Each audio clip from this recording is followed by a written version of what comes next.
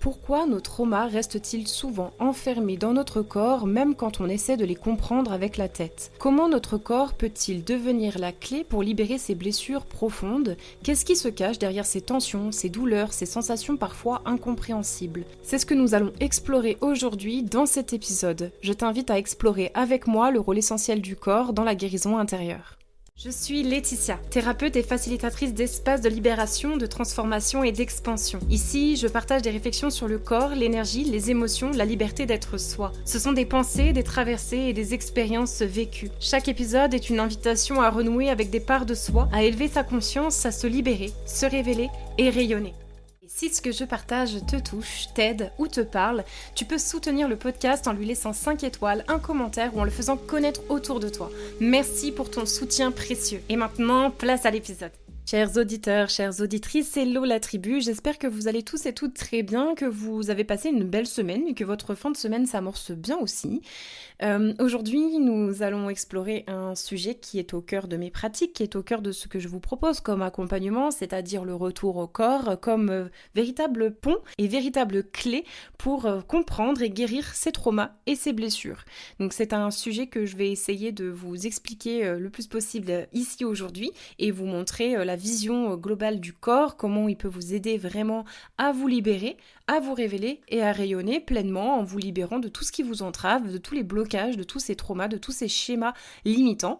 Et que tout ça, ça passe bien plus par le corps que par le mental. Donc comme vous le savez, je vous en parle très souvent, mais j'ai été quelqu'un qui était extrêmement dans le mental, à venir chercher finalement comment je pouvais solutionner mes troubles ou mes blessures, etc.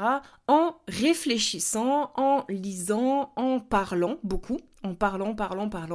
Et finalement, je parlais, et j'étais toujours en boucle sur les mêmes schémas, toujours en boucle sur les mêmes problématiques, sur les mêmes solutions, etc. Et je n'avançais pas.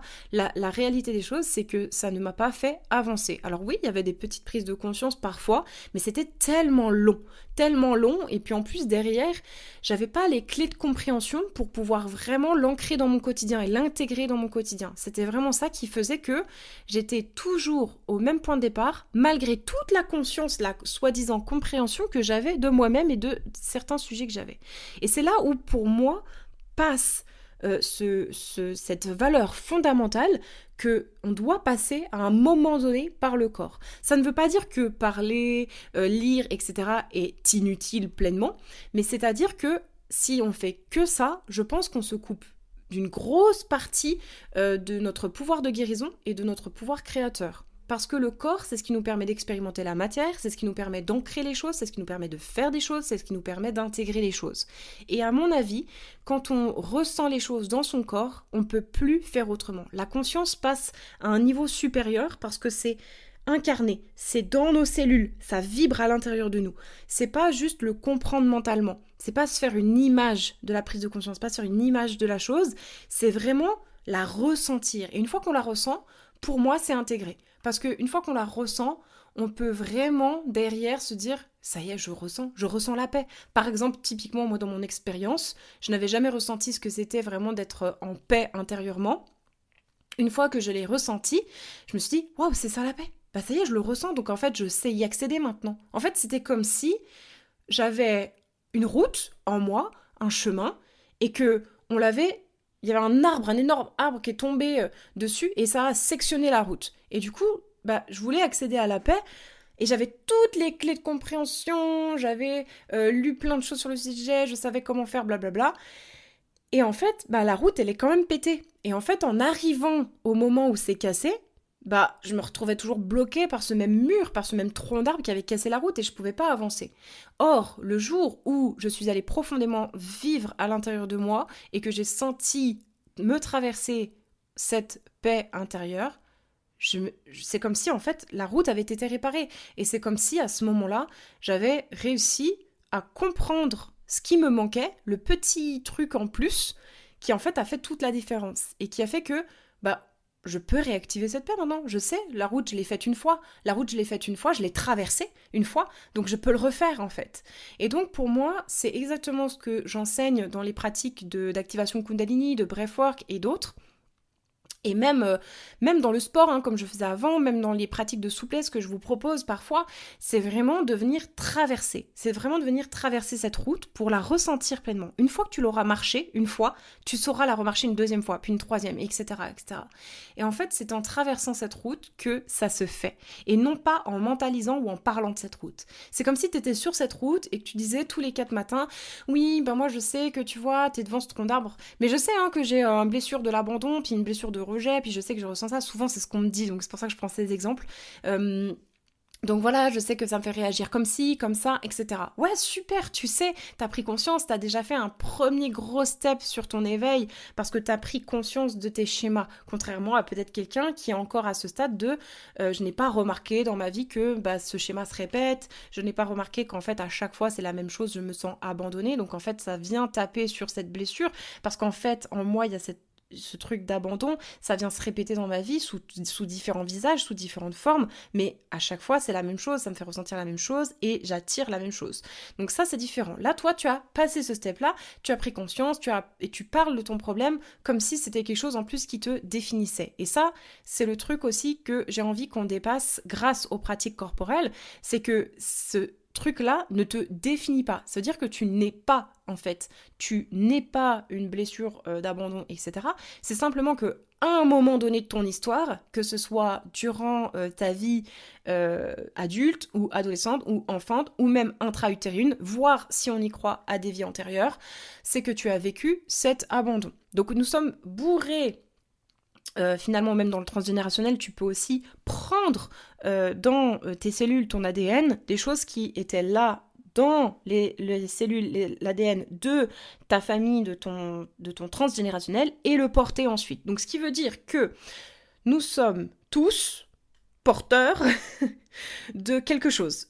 En fait, c'est impossible de faire autrement. C'est impossible. Entre tout ce que nous vivons dans notre propre vie, plus tout ce que nous vivons quand nous sommes un fœtus, plus, si on y croit, tout ce que nous vivons dans des vies antérieures, et tout ce que nous vivons à travers simplement la transmission ADN, etc., tout ça, c'est encodé à l'intérieur de nous. Et donc, notre corps réagit à ça.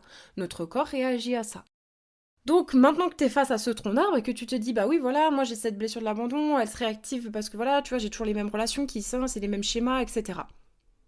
Et que là, à ce moment-là, tu te poses, tu t'allonges là face à ce tronc d'arbre et que là tu viens, je sais pas moi, respirer, faire une activation de ton énergie vitale ou une autre pratique de thérapie psychocorporelle qui va venir faire ce pont entre ta conscience et ton corps.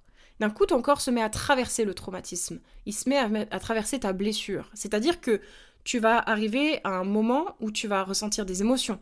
Tu vas être profondément triste. Tu vas hurler peut-être de peine, de désespoir, de colère.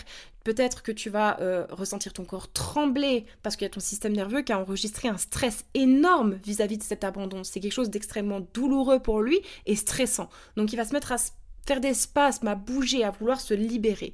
Tout ça, moi, ce que je t'apprends à faire aussi dans mes pratiques, c'est d'arriver à déjà oser passer le cap d'aller dans ce process, parce que ça peut faire clairement peur, hein, dit comme ça.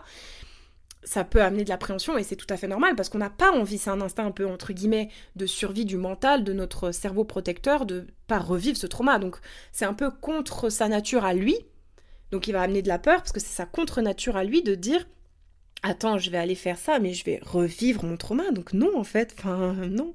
Lui, c'est normal qu'il t'envoie de la peur à ce moment-là, parce qu'il va te dire, tu vas pas revivre ça. Sauf que là, tu vas être dans un cadre sécuritaire, tu vas être dans un espace en sécurité, en confiance, accompagné, pour pouvoir le faire en toute sécurité. Donc tu ne risqueras rien.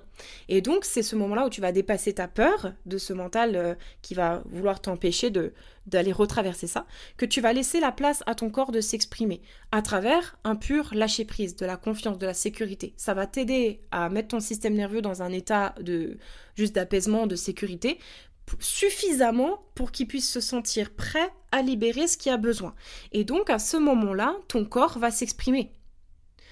C'est pas plus bête, c'est pas plus compliqué que ça, plutôt. C'est pas plus compliqué que ça. Et du coup, ton corps va retraverser le traumatisme, va pouvoir le libérer. Donc parfois, ça va se passer très puissamment, très intensément. Parfois, ça va se passer plus dans de la douceur et tu vas te rendre compte que finalement, c'était pas si horrible que ça. de le retraverser. Donc ça va dépendre évidemment de chacun, du trauma en question, de plein de paramètres. Et en le retraversant, tu recrées cette route. Cette route peut à nouveau circuler. Donc il y a une nouvelle circulation qui se fait, et à ce moment-là, ton corps a intégré une nouvelle réalité. Il a intégré que, ah bah en fait ça va. Déjà d'une, je me sens mieux, je me sens en sécurité. Déjà d'une, j'ai retraversé mon trauma et en fait je suis toujours en vie. Je suis toujours bien, là ça va en fait. Donc en fait, j'ai plus besoin de me mettre en résistance, j'ai plus besoin de créer ce schéma-là, j'ai plus besoin. Parce que le corps recrée ces schémas incessants. On dit souvent que c'est la vie qui nous envoie des épreuves, mais en fait c'est notre inconscient. En fait c'est notre inconscient qui nous guide inconsciemment ou consciemment parfois parce qu'on a commencé à prendre conscience de ce qu'on faisait, de nos mécanismes inconscients. Mais c'est notre inconscient qui nous pousse dans des situations pour nous faire revivre la blessure. Mais pas dans le but de nous faire chier, pas dans le but de nous saboter, mais plutôt dans le but d'essayer de se libérer. En fait, c'est dans le but d'essayer, le corps, lui, il a cette volonté, si on peut parler de volonté, en parlant du corps, mais de vouloir te libérer. Donc en fait, il va recréer en permanence ces schémas de manière, tu vas les suivre de manière inconsciente sans t'en rendre compte. Hop, ah mince, j'ai revécu le même truc. Oh purée, je revis le même truc. Mais je suis bête ou quoi? Pourquoi je me recrée tout le temps cette... Je suis vraiment une merde, je suis vraiment nulle. Non, c'est une manière naturelle pour ton corps de te dire « Coucou, regarde, tu vis ça parce que, bah, tu vois, il y a ce trauma, donc tac, tac, on y va, quoi. » Et en fait, le fait de vraiment y aller profondément, et d'avoir derrière un soutien, en fait un process thérapeutique, parce qu'aujourd'hui, avec toutes les thérapies nouvelles, mais qui en réalité sont anciennes parce qu'elles existent depuis des millénaires finalement, c'est juste qu'aujourd'hui elles reviennent un peu plutôt au goût du jour, entre guillemets, c'est que tu vas pouvoir permettre à ton corps de vivre ça et d'exprimer. Puisque tout ce qui ne s'exprime pas, s'imprime dans le corps, là tu vas pouvoir justement l'exprimer pour que ça se désimprime de ton corps et que tu puisses enfin avancer. Donc après cette grande introduction, finalement, où je m'emballe beaucoup parce que ça me passionne et que c'est pour moi vraiment tout le corps de mon travail aujourd'hui avec vous, qu'est-ce qu'un trauma? Qu'est-ce qu'un trauma réellement? Comment ça s'imprime justement? Eh bien justement, ce n'est pas seulement psychologique. En fait, on pense que le trauma, c'est quelque chose qui est fait dans la tête. C'est pour ça que souvent, pendant longtemps, et moi-même je l'ai cru pendant de nombreuses années, toi tu te fais des images dans ta tête, en fait on pense que c'est une faiblesse mentale, mais en réalité ça touche aussi en fait le système nerveux et le corps. Même au niveau cellulaire, il y a quelque chose qui se passe, ça commence à être prouvé de plus en plus scientifiquement, notamment un super livre qui explique, qui s'appelle Le corps n'oublie rien, il me semble, du docteur Bessel van der Kolk, qui explique justement comment ça s'imprime. C'est vraiment une doctoresse, il me semble, ou un docteur, je ne sais plus, mais qui est du coup spécialisée du coup dans le traitement des traumas, etc., et qui explique dans ce bouquin comment le corps justement emmagasine ce trauma, comment il les imprime, etc., et puis comment il accompagne ses patients à aussi sortir de ces traumas. Bref, donc comment le corps stocke les émotions, par des tensions, par des douleurs, par des postures protectrices. Donc tout ça, ça montre, c'est pour ça qu'on dit souvent que le corps parle. En fait, c'est un peu une image, enfin c'est un peu un truc imagé, mais en fait c'est réel, c'est que le corps va somatiser une émotion qui est stockée. Et c'est sa manière à lui de venir porter de l'attention et essayer encore une fois de se libérer. Essayer de se libérer en venant extérioriser. Parce qu'il a besoin d'exprimer. Donc il va mettre une tension, une douleur, pour pouvoir exprimer ce qu'il a au fond de lui. Puis nous, souvent, qu'est-ce qu'on fait? On fait taire la douleur. On prend des cachets, ou on s'empêche de bouger en disant « Ah mince, je tremble, mon Dieu, c'est pas bien, je vais être mal vue, je vais passer pour une faible, je vais passer pour une folle, etc. » Mais en fait, le corps a besoin d'exprimer, et notamment le shaking, donc ces espèces de spasmes du corps qui peuvent être involontaires, notamment dans les pratiques d'activation Kundalini, sont réellement quelque chose du système nerveux, et c'est une régulation naturelle. Les animaux le font, et eux, ils n'ont pas honte de ça, en fait. Donc, nous, on a juste appris un peu on a désappris, en fait, notre nature. Bref, Donc par exemple, voilà, dans les neurosciences et puis dans toutes les sciences aujourd'hui, ce qu'ils essayent de montrer de plus en plus, c'est que il y a vraiment une mémoire aussi au niveau du système nerveux, notamment à travers l'hippocampe et puis l'amygdale aussi, qui garde la trace des événements même quand le mental, lui, il oublie. Donc en fait, ça veut dire que consciemment, tu ne penses pas avoir des traumas. Moi, enfin, le nombre de choses que je découvre, que je n'ai pas confiance, tout est logé dans mon inconscient, tout est logé dans mon corps. Et en fait, c'est normal, en fait. C'est une capacité de notre corps de faire ça. Et du coup, on a l'impression qu'on n'a pas forcément de problème, mais en fait, on se rend compte dans notre vie, grâce au schéma, grâce à nos réactions, grâce à nos actions, qu'en réalité, il y a peut-être quelque chose qui se passe parce qu'on n'arrive pas à... Ça crée un peu ce truc de schéma limitant, de schéma bloquant, comme on en parle souvent. Et puis il y a aussi cette mémoire corporelle et cellulaire qui garde en fait les expériences passées et qui vont du coup influencer encore une fois nos réactions physiques présentes. Donc là, ça va être clairement, par exemple, un choc, par exemple, après un choc, ou au niveau cellulaire, même au niveau transgénérationnel, que ça se transmet, en fait. Ça se transmet dans l'infiniment petit. Typiquement, ton corps, comment il va te parler? Par exemple, tu es tout le temps un peu stressé, tu sais pas forcément d'où vient ce stress, tu mets ça sur le compte du travail, mais en fait, il y a peut-être quelque chose de sous-jacent davantage, et puis tu vas avoir tout le temps des douleurs cervicales, voilà, tu vas avoir toujours des tensions en haut, en fait, dans le corps. Donc là, tu vas sentir que, déjà, il faut résoudre le stress. Ton corps ressent du stress et c'est pas anodin. Ton corps te parle, s'il y a ça, c'est qu'il y a quelque chose. Le corps, en fait, lui, il ne ment jamais. Donc il n'y a pas de faiblesse d'esprit, il n'y a pas de manque de volonté, il n'y a pas de tout ça. C'est si le corps ressent quelque chose, c'est qu'il y a quelque chose. D'une manière ou d'une autre, quelque part. Il n'y a pas de mensonge possible en fait avec le corps. C'est ça qui est intéressant. Alors que l'esprit, lui, peut arriver à illusionner, mais pas le corps. Par exemple, tu vas être anxieux, tu vas être dans l'anxiété, tu vas avoir des respirations courtes, tu vas avoir du mal à inspirer, expirer profondément. Donc là, ça va te parler aussi de quelque chose. Et puis, par exemple, tu vas avoir peur, tu vas avoir des tensions peut-être abdominales. Pareil, ça va t'empêcher finalement de respirer. Et puis, ça peut aller encore plus loin, venir enclencher le mental, des et si, non, non, non, non, non. Donc voilà un petit peu comment le corps va réagir. C'est des exemples un peu bateaux, mais il y en a énormément. Donc c'est pourquoi je vous disais que le mental ne suffit pas toujours et que les mots ne peuvent pas tout atteindre. Ils ont leur importance dans une thérapie par exemple et suivant aussi les personnes, la sensibilité, le moment aussi du traitement du trauma. Donc c'est pas que c'est proscrit, pas du tout, mais on se rend compte en fait que, encore une fois, on avait peut-être une lecture un peu trop linéaire du truc, peut-être un peu trop sur une face du puzzle, et que le fait de retourner et de dire ah mais en fait il y a un truc complémentaire qui peut aider, et c'est le corps, et encore une fois, le corps et l'esprit sont liés, tout est lié, l'énergie aussi, bref, donc en fait pourquoi ne pas prendre la machine dans son ensemble plutôt que de vouloir traiter que par une seule voie. Voilà. Il y a aussi ce truc du docteur Stéphane Porges qui parle du modèle polyvagal, peut-être que ça vous parlera, peut-être vous en avez déjà entendu parler, et qui en fait dit que notre système nerveux réagit par lutte, fuite ou figement, donc ça on en parle très souvent, et donc l'idée c'est de vraiment rétablir la sécurité en passant par le corps.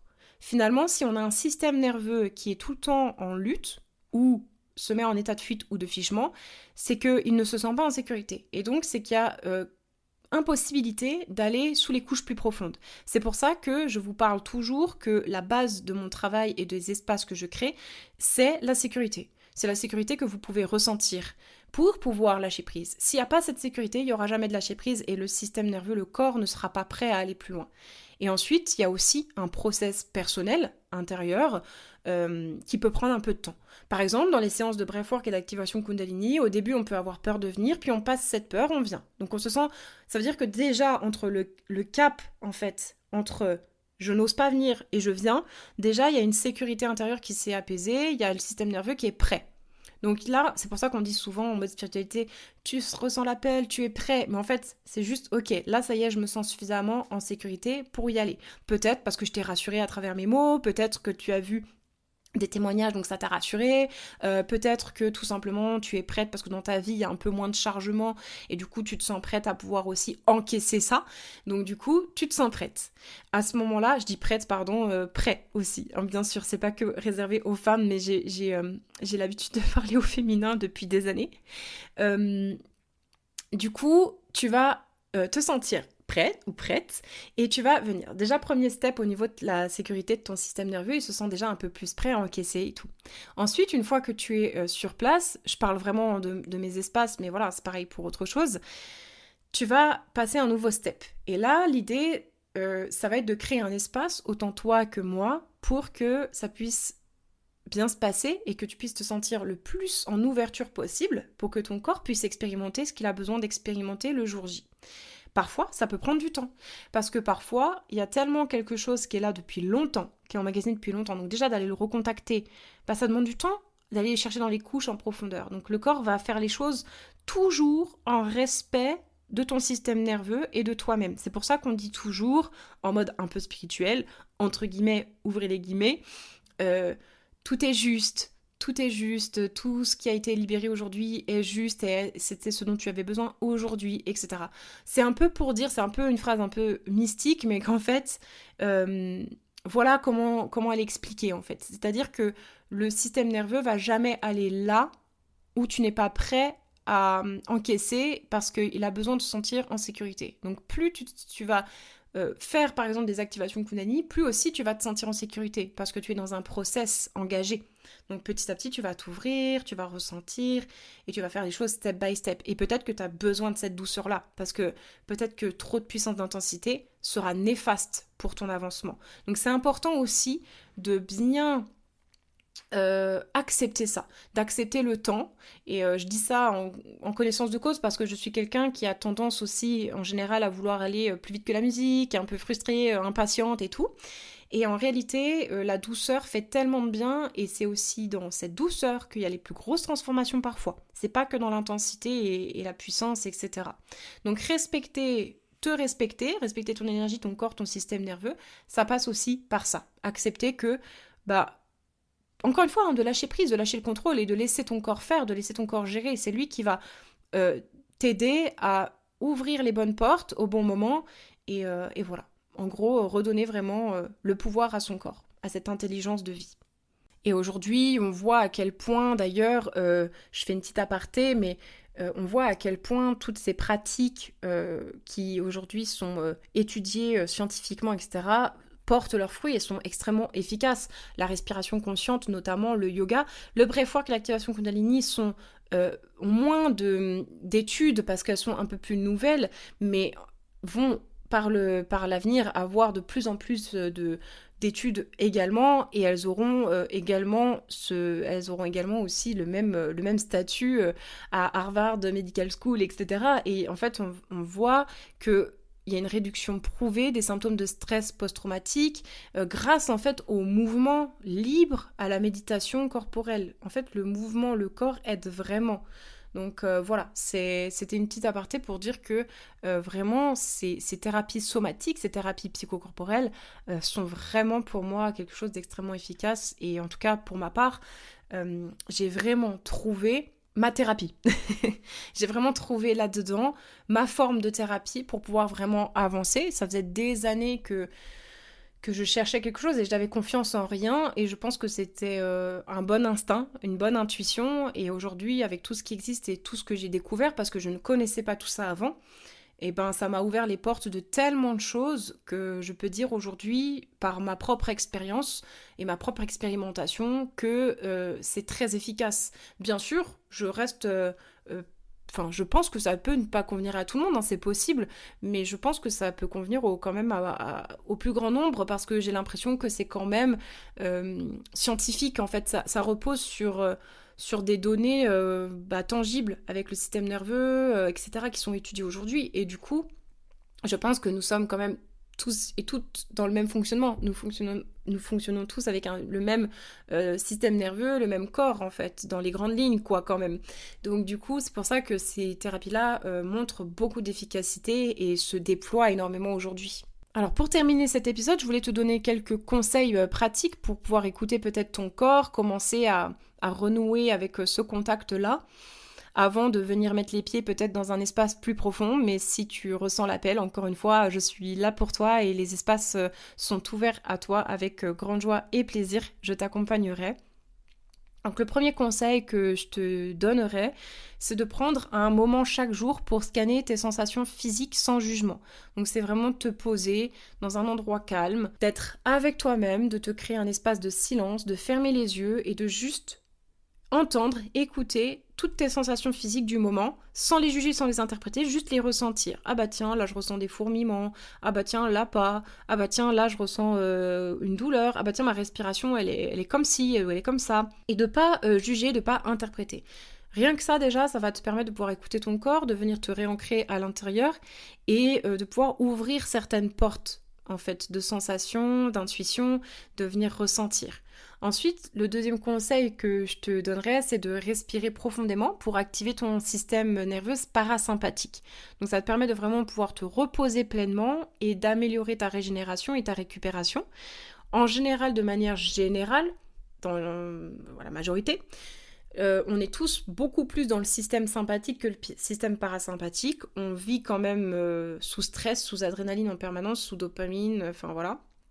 Donc le fait de respirer et de mettre de la conscience sur ta respiration va te permettre de jouer sur ton système nerveux et du coup de t'offrir énormément de bienfaits. Et c'est très très simple à réaliser. Dans le podcast aussi, tu pourras retrouver en scrollant un peu, j'ai déjà donné des méditations et des respirations guidées aussi, donc tu peux aussi t'en inspirer ou les tester pour voir un petit peu les effets en étant guidé. Et du coup, tu vas simplement mettre de la conscience sur ta respiration et pouvoir te détendre et apaiser ce système nerveux. Ensuite, la troisième chose que je te conseillerais de faire, c'est de bouger. De bouger, pas forcément d'aller t'agiter, faire du HIIT, du crossfit, etc., mais simplement du mouvement doux, de la danse intuitive, des étirements, de la marche consciente, du yoga, quelque chose qui te fasse du bien, qui te fasse un peu bouger, que tu peux onduler et que tu puisses du coup te reconnecter à ton corps. Tu peux pratiquer tout ça justement aussi en conscience avec ta respiration, comme avec le yoga, c'est beaucoup ou avec les étirements, c'est beaucoup en adéquation avec la respiration. Donc ça va te permettre de rentrer dans une méditation active, une méditation corporelle.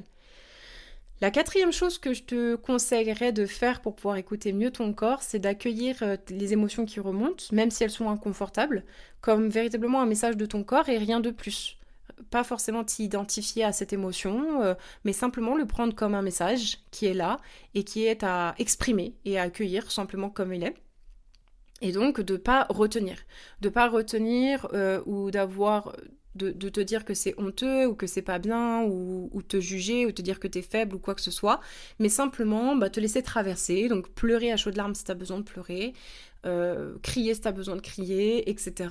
Et tu verras ensuite comment tu t'observeras juste après. Et la dernière chose que je te conseillerais de faire, évidemment, c'est de te faire accompagner par des approches qui sont intégratives, comme les thérapies somatiques, du yoga thérapeutique ou du breathwork guidé, de l'activation kundalini, de la kinésiologie, ce genre de choses, pour pouvoir te permettre d'être accompagné dans ce process d'écoute de ton corps et pour aller plus loin en te sentant en sécurité et en venant continuer d'explorer ce que ton corps a à te dire. Alors voilà, en conclusion, le trauma, qu'est-ce que c'est ? C'est tout simplement un événement, si je pouvais l'imager comme tel, c'est un événement qui a été imprimé à un endroit de ta carte intérieure. Il y a quelque chose qui s'est figé, qui s'est logé, qui s'est imprimé, qui s'est stocké sur ta carte qui est ton corps. Il s'est inscrit à cet endroit et du coup le corps stocke toutes les émotions qui ont été peut-être refoulées ou qui n'ont pas pu être exprimées, que t'as pas forcément refoulées consciemment, mais qui n'ont pas pu en fait sortir à ce moment-là ou qui n'ont pas sorti complètement. Et donc le corps va le garder jusqu'à temps que le système nerveux, que le corps soit prêt à libérer, que la personne soit prête en fait à le revivre pour pouvoir le libérer, l'exprimer pleinement. C'est ni plus ni moins que ça en fait, hein. C'est aussi simple que ça finalement. Donc il y a juste besoin de redonner du mouvement à l'intérieur, de redonner du mouvement au corps, de laisser libérer, exprimer ce dont il y a besoin, et que du coup la guérison elle passe finalement par ce ressenti et non seulement par l'analyse mentale en fait de sa blessure ou de son trauma ou de sa sensation. C'est vraiment de le ressentir pleinement et de pouvoir ensuite actionner les bons leviers et de pouvoir avoir des outils qui permettent vraiment de te reconnecter et de te libérer en profondeur. Donc on encourage vraiment une voix avec le corps comme un allié et non un ennemi. On ne veut pas le réprimer, on ne veut pas enlever les sensations. Au contraire, on veut justement laisser exprimer les choses. Et c'est plus on va les laisser s'exprimer, au final, plus elles vont s'estomper. C'est comme ça que ça va se passer. Alors que si on n'a pas le courage de les traverser, elles vont grandir. C'est un peu comme si on essayait de garder une cocotte minute sur un feu comme ça bien allumé, au bout d'un moment ça va exploser, alors que si on vient tout simplement ouvrir le capuchon, baisser le feu, etc., là ça va venir, on va pouvoir ouvrir sans se faire exploser la cocotte à la gueule. Là c'est pareil, c'est que si on garde en se disant non moi j'ai pas le courage, j'ai pas envie, je veux pas voir, ça va nous rattraper au bout d'un moment. Moi c'est ce que je crois profondément, c'est qu'à un moment donné ça va ressortir de toute manière et que du coup on va se le prendre en pleine face, ce sera encore plus dur si ça se trouve à ce moment-là. Donc autant peut-être même être dans la prévention. Moi je le vois de plus en plus comme ça avec mes pratiques, c'est de pas forcément les voir comme quelque chose qui guérit, mais comme quelque chose qui peut être aussi préventif, c'est-à-dire de l'intégrer dans notre, entre guillemets, mode de vie, pour se dire, vas-y, je vais faire un soin énergétique, vas-y, là, je vais me faire un breath work, parce que ça va m'aider à un peu relâcher ma semaine, relâcher les émotions que j'ai vécues de la semaine, là, je vais faire une activation Kundalini, comme ça, je vais pouvoir relâcher énergétiquement les tensions, mon corps va shaker, et ça va me permettre aussi de nettoyer énergétiquement. Pourquoi ne pas prendre soin de son énergie comme on prend soin de son corps, en fait? Pourquoi pas prendre soin de son mental comme on prend soin de notre alimentation, voilà, c'est pareil finalement pour moi. Donc voilà. En tout cas, j'espère que cet épisode vous aura plu et t'aura plu. J'espère qu'il aura résonné par moments. N'hésite pas à venir me dire en privé si tu souhaites où tu en es justement dans cette démarche-là, s'il y a des choses que tu as reconnues en toi, des schémas, des blessures, des traumas, et que tu es beaucoup dans la mentalisation en ce moment et pas forcément encore dans pleinement l'intégration et l'action. Voilà, je serais ravie de te lire ou de t'entendre. Et puis, on va se retrouver, nous, pour un prochain épisode la semaine prochaine. N'hésitez pas aussi à rejoindre les espaces de transformation et de libération que j'organise dès la rentrée. Il y a toutes les infos qui sont en description de ce podcast et bien plus encore. Donc allez découvrir tout l'univers de Noctua, l'Instagram, le podcast, la newsletter et tous les contenus que j'offre sur les réseaux aussi gratuitement. Et puis venez vous offrir un espace, cet espace hors du temps qui vous permettra vraiment de vous libérer, de vous révéler et de rayonner. Je vous embrasse la tribu très très fort. Je vous dis un très bon week-end et à la semaine prochaine. Ciao ciao!